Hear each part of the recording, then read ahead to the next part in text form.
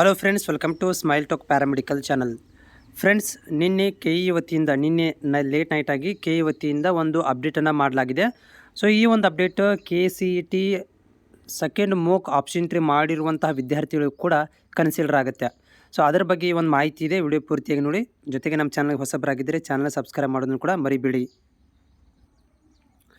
ಈ ಒಂದು ಅಪ್ಡೇಟ್ ಒಳಗಡೆ UG ನೀಟ್ ಮತ್ತು UG CET ಮೊದಲ ಸುತ್ತಿನ ಸೀಟು ಹಂಚಿಕೆ ಮಾರ್ಪಡಿಸಿದ ವೇಳಾಪಟ್ಟಿ ರಿವೈಸ್ಡ್ ಟೈಮ್ ಟೇಬಲನ್ನು ಕೊಟ್ಟಿದ್ದಾರೆ.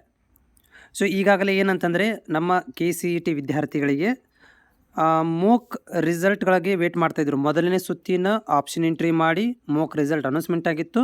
ಎರಡನೇ ಒಂದು ಮೋಕ್ ರಿಸಲ್ಟ್ನ ಆಪ್ಷನ್ ಎಂಟ್ರಿ ಕೂಡ ಮಾಡಿದ್ರು, ಆದರೆ ರಿಸಲ್ಟ್ ಬಗ್ಗೆ ವೇಟ್ ಮಾಡ್ತಾಯಿದ್ರು. ಆದರೆ ಇವಾಗ ಇಲ್ಲಿ ನೋಡ್ಬೋದು, 1ನೇ ಪಾಯಿಂಟ್ ಒಳಗಡೆ ಆಯ್ಕೆಗಳನ್ನು ಬದಲಾಯಿಸಲು ಅವಕಾಶ ಮಾರ್ಪಡಿಸಿ ಇಂಜಿನಿಯರಿಂಗ್, ಆರ್ಕಿಟೆಕ್ಚರ್, ಯೋಗ, ನ್ಯಾಚುರೋಪತಿ, ಶುಲ್ಕ, ವೈದ್ಯಕೀಯ ಮತ್ತು ಪಶುವೈದ್ಯಕೀಯ ವಿಜ್ಞಾನ ಕೋರ್ಸ್ಗಳಿಗೆ BS ನರ್ಸಿಂಗ್ ಅರ್ಹ ಅಭ್ಯರ್ಥಿಗಳಿಗೆ ವೈದ್ಯಕೀಯ, ದಂತವೈದ್ಯಕೀಯ, ಆಯುಷ್ ಸೀಟುಗಳನ್ನು ಸೇರಿಸಲು ಅವಕಾಶ ನೀಡಲಾಗುವುದು. ಯಾವಾಗಿಂದದು UG CET 10/8/2020 ಆರಂಭಿಸಲಾಗಿದೆ, ಆಲ್ರೆಡಿ ಸ್ಟಾರ್ಟ್ ಆಗಿದೆ. ಆದರೆ UG ನೀಟ್ ಕೋರ್ಸ್ಗಳಿಗೆ 20ರಂದು ಆರಂಭಿಸಿದ್ದು 27ರ ಬೆಳಗ್ಗೆ 10 ಗಂಟೆವರೆಗೆ ಅವಕಾಶ ನೀಡಲಾಗಿದೆ. 20 ಅಂದರೆ ನಿನ್ನೆ ರಾತ್ರಿ ಸ್ಟಾರ್ಟ್ ಆಗಿದೆ. ಇವತ್ತು 21, ನಾಳೆಗೆ ಬೆಳಗ್ಗೆ 10 ಗಂಟೆ ತನಕ ನಿಮಗೆ ಏನು ಮಾಡ್ಬೋದು, ಯಾರು ನೀಟಿಗೆ ಎಕ್ಸಾಮ್ ಬರೆದಿದ್ದೀರಿ, ಇಂಜಿನಿಯರಿಂಗಿಗೆ ಸೆಲೆಕ್ಟ್ ಮಾಡಿದ್ದೀರಿ, ಅವರೇನಾದ್ರು ಎಲಿಜಿಬಲ್ ಆದರೆ ಮೆಡಿಕಲ್ ಕೂಡ ಆಪ್ಷನ್ ಎಂಟ್ರಿ ಮಾಡ್ಬೋದು. ಆಮೇಲೆ ನೋಡಿ, ವೆರಿ ಇಂಪಾರ್ಟೆಂಟ್ 2ನೇ ಪಾಯಿಂಟು, 2ನೇ ಅನುಕು ಸೀಟು ಹಂಚಿಕೆ ಫಲಿತಾಂಶ ಆ ವೈದ್ಯಕೀಯ ಸೇರಿಸಿ 25ನೇ ತಾರೀಕಿಗೆ ಬೆಳಗ್ಗೆ ರಾತ್ರಿ 8 ಗಂಟೆಗೆ ಬರುತ್ತೆ. ಅಂದರೆ ಟೋಟಲಾಗಿ ಹೇಳೋದಾದರೆ ನೀವು ಈಗ ಮೋಕ್ ರಿಸಲ್ಟ್ ಬಗ್ಗೆ, 2ನೇ ಮೋಕ್ ರಿಸಲ್ಟ್ ಬಗ್ಗೆ ಕಾಯ್ತಾ ಇದ್ದೀರಲ್ಲ, ಅದು 25ನೇ ತಾರೀಕು ರಾತ್ರಿ 8 ಗಂಟೆಗೆ ಬರುತ್ತೆ ನಂತರ ಅಂತ ಹೇಳಿದ್ದಾರೆ.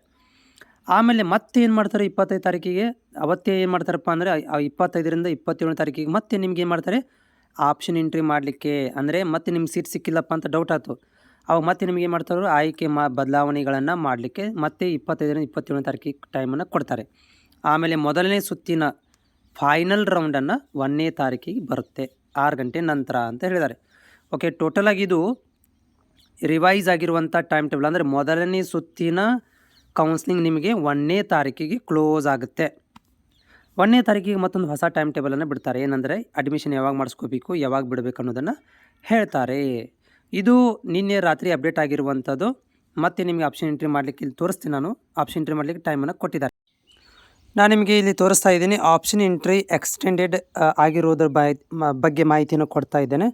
ಸೊ ನಾನು ನಿಮಗೆ ಲಾಗಿನ್ ಮಾಡಿ ತೋರಿಸ್ತಾ ಇದ್ದೀನಿ. ಇದು 22ನೇ ತಾರೀಕು ತನಕನೂ ಏನು ಒಂದು ಆಪ್ಷನ್ ಎಂಟ್ರಿ ಮಾಡಲಿಕ್ಕೆ ಡೇಟನ್ನು ಎಕ್ಸ್ಟೆನ್ಷನ್ ಮಾಡಿರುವಂಥದ್ದು.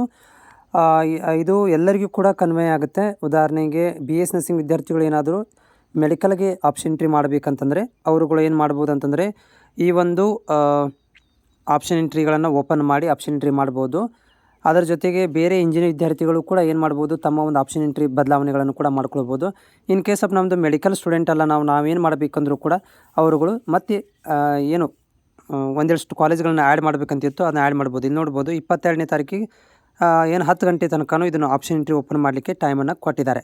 ಆರಾಮಾಗಿ ನೀವೇನು ಮಾಡ್ಬೋದು, ಮತ್ತೆ ಆಪ್ಷನ್ ಎಂಟ್ರಿ ಬದಲಾವಣೆ, ರಿಅರೇಂಜ್ಮೆಂಟು ಇದ್ದ ಕಾಲೇಜ್ಗಳನ್ನು ಬದಲಾವಣೆ ಕೂಡ ಮಾಡ್ಕೊಳ್ಬೋದು. ಇಲ್ಲಿ ನಾವು ಮೆಡಿಕಲ್ಲೇ ಮಾಡಬೇಕಂತೇನಿಲ್ಲ, ಇದು ಕಾಲೇಜುಗಳನ್ನು ಕೂಡ ನೀವು ಬದಲಾವಣೆಗಳನ್ನು ಮಾಡಿಕೊಂಡು ಮತ್ತೆ ನೀವು ಸಬ್ಮಿಟ್ ಮಾಡಿ ವೇಟ್ ಮಾಡ್ಬೋದು.